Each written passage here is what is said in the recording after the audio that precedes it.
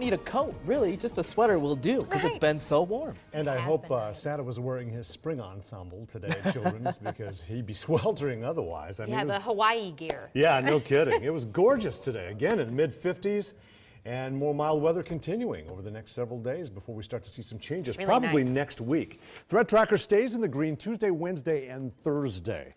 No major weather systems.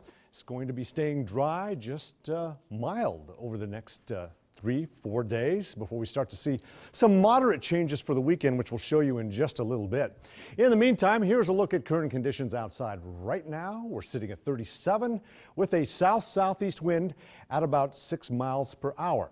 As we take a look above the clouds, we do see a few clouds, mainly over western Nebraska, some high cloudiness spreading eastward across the metro area.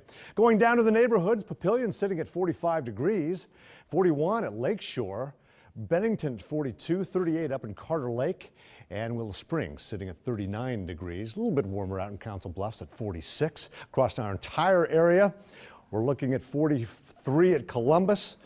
And low 40s from Lincoln over toward Plattsmouth. A little cooler on the other side of the river in Iowa, where Red Oak is at the freezing mark, 32 degrees, and 34 degrees up in Atlantic. 55 was the high in Omaha today, but look at Norfolk, 60, and that was the state high across the entire area. Really beautiful weather across the high plains and northward up into sections of Canada. Broken Bow hit 58 degrees and lower 50s back toward Iowa, and that represents about a 9 to 24 degree temperature change from norms for this time of year, which are around 37 degrees. Unbelievable, very remarkable weather pattern.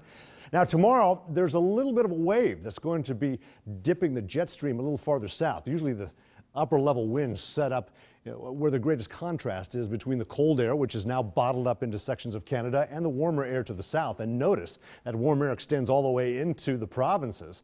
But that's not going to be impacting our warm up for tomorrow or the days after. In fact, as a matter of fact, we're going to maintain that 16 to 25 degree plus above normal temperature swing this week. It's going to stay warm up till about the weekend, as I pointed out.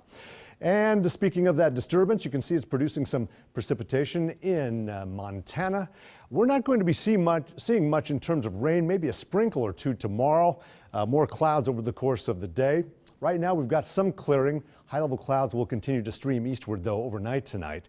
As we zoom in, take a look at our forecast model.